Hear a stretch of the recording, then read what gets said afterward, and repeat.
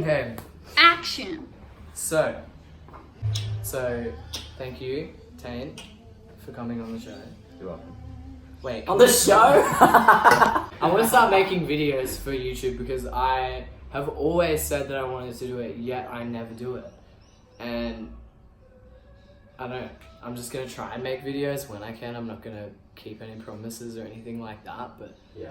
I will just make videos when I can and when I want to, and with people I love making videos with and talking to, and Tane will probably be here most of the time as well, which is exciting, and we may have other people that we want to bring on here or stuff like that. So if you ever have any questions or anything you want answered, or you want to join in on the conversation, let us know, because we'd love to have people who want I think to that's be the a part of point. that. Yeah. Right? Like, just sharing Stories. information and things that have helped us alongside our transition. Yeah. I know I've had a massive awakening on that side of it, to the point where I wouldn't even identify myself in any way, in any gender, in any form, in any identity at all. Because it's funny, like, I relied so much of my validation and so much of my just strength and ability to like move through each day. I relied on the fact that I was transitioning into a man. Like, I was like, I'm becoming something or someone, and I feel like the past 10 weeks mostly has just been like just full 360 the other way, like becoming nobody, and taking away and breaking apart all those constructs that I had built upon who I am. Like, I was like, okay, I'm trans and I take testosterone and that makes me Tane. Like, my name's Tane. Like, I do this. I'm like a writer. I can also like run a marathon, like whatever it is. Like, I have this relationship with this person and I have these connections, and like I have this job and I make this amount of money, and like these are all the things that make me me. And I have all these, and you look at it and so all these attachments and all these external wants and needs from something outside of yourself. Yeah, and it's just like, it's never ending. Like the reaching and the grasping and the climbing on this invisible ladder is just never gonna end. Yeah. If I keep going like that. And that was, I think, the biggest thing for me. And I was like, even suppressing, like a lot of the past year has just been like a lot of suppression. A lot of suppression, and it was because of all the shame that I had around not being good enough and not feeling good enough, not feeling enough in general. Yeah. And that was my like kind of like see ya rampage for life. Like, I was just like, just stopped giving a shit about anything, stopped caring about anything. Yeah. Stopped caring about myself, because I didn't see the value in myself. I wasn't seeing value in anything I did. I wasn't seeing value in the things that I did participate in, and the way I dressed, the way I like looked after myself, the way I ate. Like, the value, like, you can only be what you see. Yeah, for sure. Like, and you can only produce like what you are. And I was sitting down here, and that's where everything I was doing, I was like sitting, there'd be times I was like sitting in my room just like, what am I doing with my life? I feel like a lot of it just stemmed from just the amount of shame that I had over, because I've been through a lot in my life, like a lot of shit. And I feel like I was holding all those stories, and like as soon as I asked myself what I was getting from those stories, what I was getting from sitting in them and like reliving them in my head and thinking about them every day, and I was getting everything I wanted at that point. I was getting the best excuse to do nothing about anything, because everyone was like, oh yeah, like that's an intense story, like I fully understand that, like, oh yeah, you had to transition, like even like, oh yeah, you hit your head, like yeah, no wonder. It's a perfect excuse to like, our trauma is the perfect excuse for doing nothing. Yeah, for sure. And I feel like that's like, yeah, I definitely sat in that for ages. Yeah. Still do sometimes, and I'm like, oh yeah, shit, nah.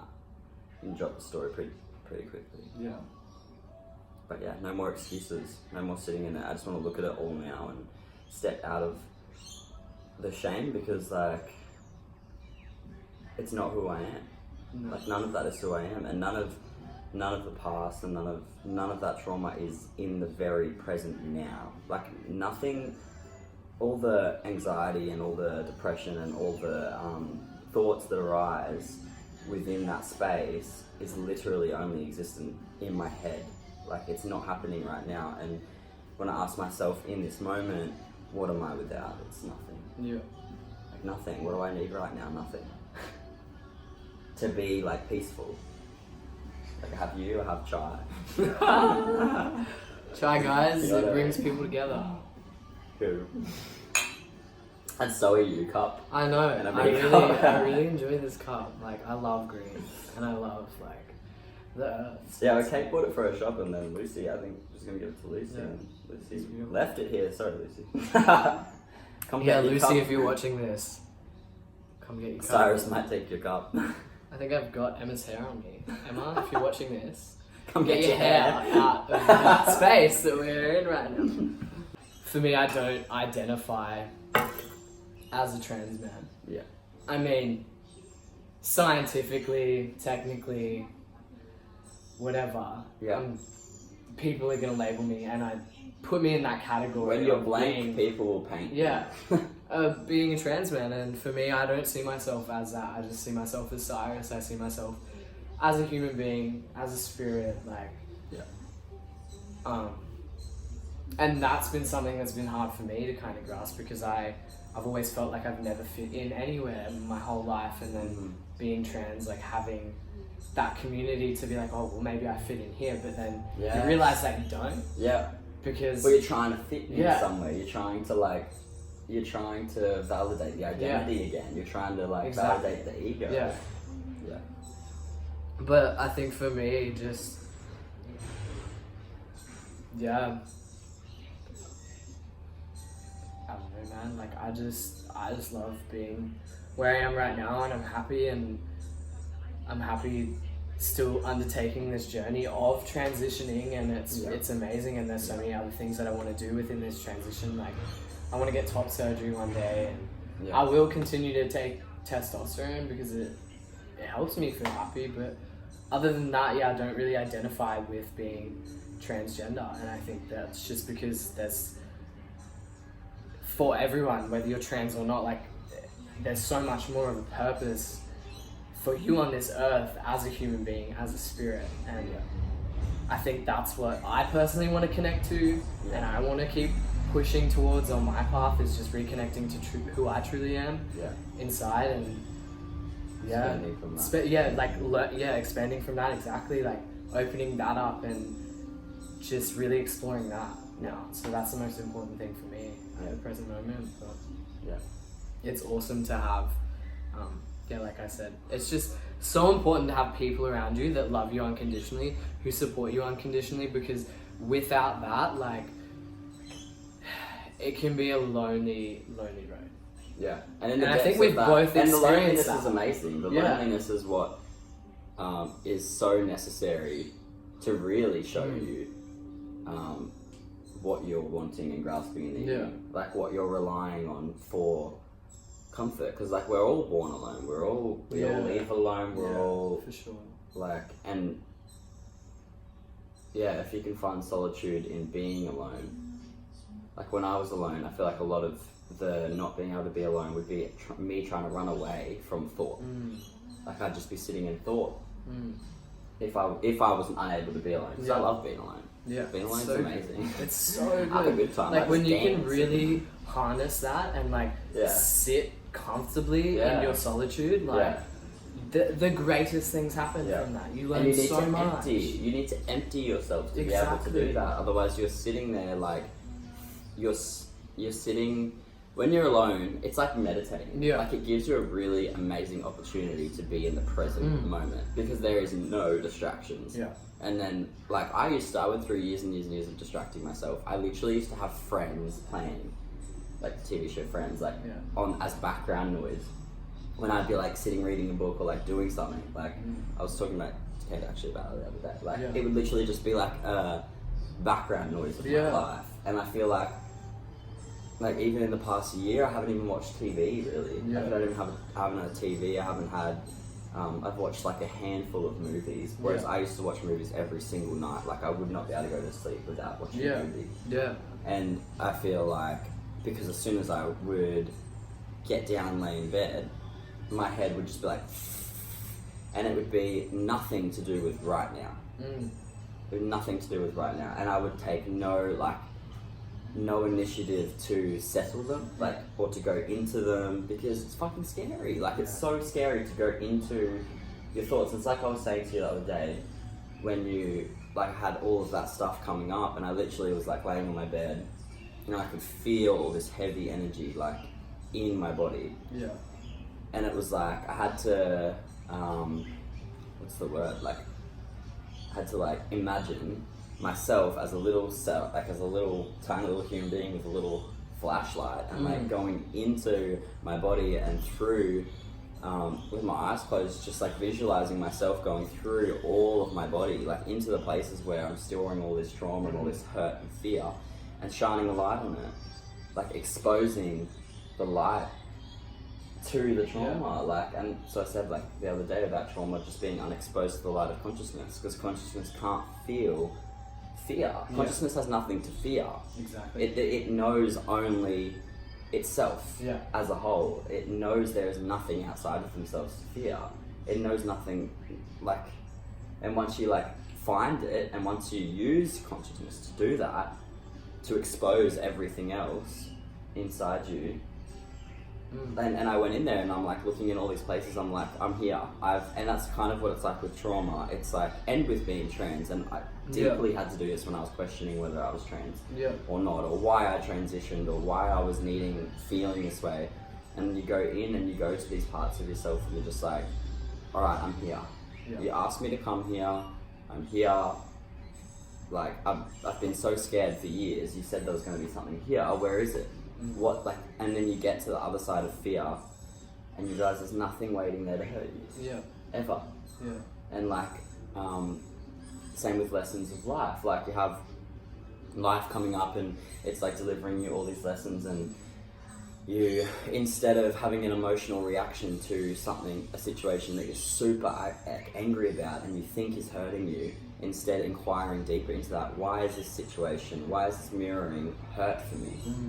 And then going in there, and then going to the bottom, and then just being there is nothing here to be scared of. Why am I reacting like this? Oh, it's because the ego thinks it's trying to protect itself. It thinks I'm going to get hurt. And when it starts to react like that, consciousness goes into that and identifies with that. And I'm in that, and I'm and then I'm navigating, and that's when the reactions come through. I am identified as fear. I am identified as Tane. When you do show up for yourself, the things that you learn, and amazing. It's so good. I can't picture my life any other way now. No. I have to constantly be thriving to show up for myself every day, and continually push myself and challenge myself.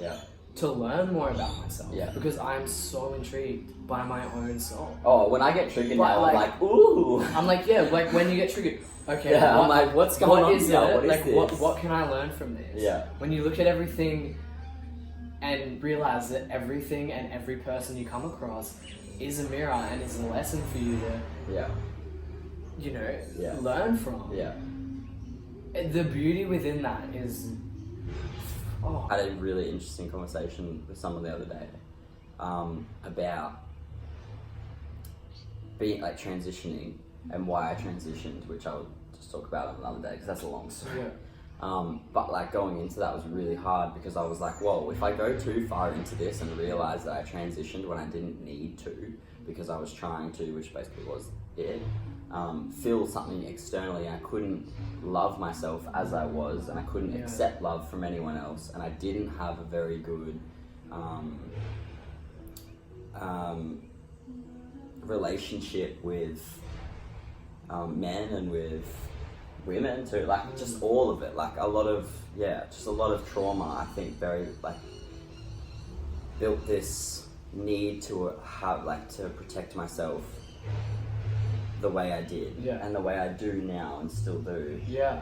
But the thing with going into that is I was too scared to go all the way into it, because I was like, what if I expose this and expose myself and expose this fear just enough to realize that I don't need to transition? Exactly. And what if I expose this, and it kind of linked into sexuality, like we Yeah. were having a talk about sexuality and talking about, you know, even someone going into their sexuality and questioning why they're attracted to, like, straight, gay, it's anything. Like, it's not just exclusively to queer people at all.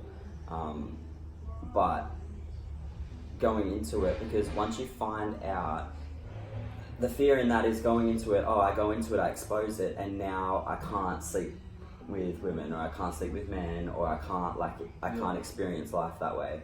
But the funny thing is you still can. The point in doing this is to expose the fear around it.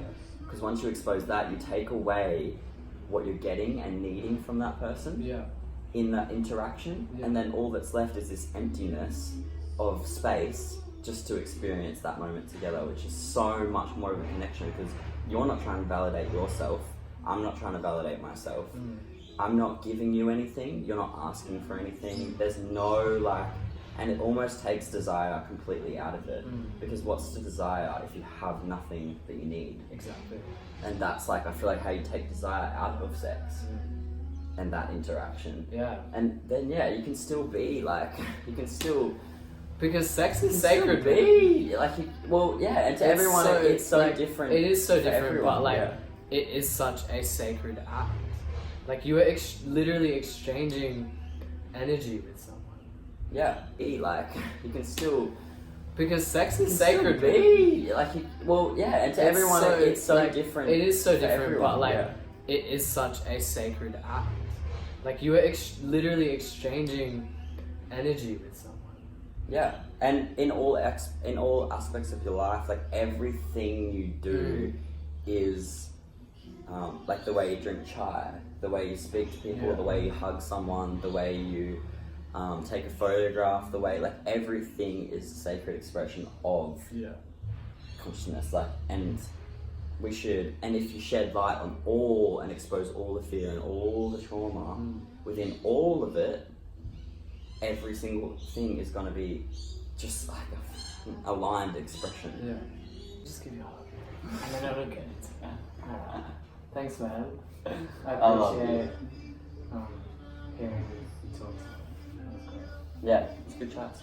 And I want to do more of that on this channel. Like, I want to start posting more videos and having people I love and care about come and share their stories and experiences, and I want to hold space for them because I love hearing what other people want to share and what they've been through, and I think that's awesome. And I hope that everyone enjoys the content that I'm going to put out. And also, one of our beautiful friend Emma has created this calendar called the Sacred Cycle, and Emma's actually behind the camera right now, so if you want to come in and talk about some of this, that'd be awesome. Emma, hi! can we explain what this is about? Of course we can. So it's a menstruation calendar, and it's for anyone who cycles, so trans men and women. Yeah, this is relevant to the talk. Yeah, Very of course. relevant. Yeah, it's very relevant. So it's basically, we're all cyclical beings, and so many of us are disconnected from that. And the calendar is a tool to reconnect us with our cyclical nature and track our cycle, whether that's bleeding or just our moods and our energy, alongside the phases of the moon, because obviously being natural creatures, we sync with the Earth's natural cycles. And the calendar is a tool to reconnect you with your body in that way. Yeah, and I feel like for trans men it is good, because even if you're not using it, because still some trans men still bleed, so you can use it for that. But if not, you can just track your energy and your moods, and just see where you're going. Yeah. See where you're going alongside the moon, which is And it will good. probably help with T-shots as well. Yeah, And, like, track- regulating, if you should be getting them further tracking apart when your or closer T-shot together. is, Yeah. and then where the moods, and then doing the mood alongside that to see where you're peaking. And Yeah, and how So, that's affected. I guess from there, like, how can people support and find you both on like socials and stuff? You want to go first? You can just look me up on Spiritual Smack. Cool. Because I'll add the links below where you can find the calendar and where you can find Emma and Tane, and check out their stuff because it's freaking awesome, and I'm really grateful to have these two beautiful beings in my life, and it's awesome. I love you guys. I love you. Oh. I'm a sandwich. You're always a sandwich. So thank you, and Thank I you. actually will have Emma on at some point because I want to pick her brain at some point along this journey because damn, this girl's in Peace.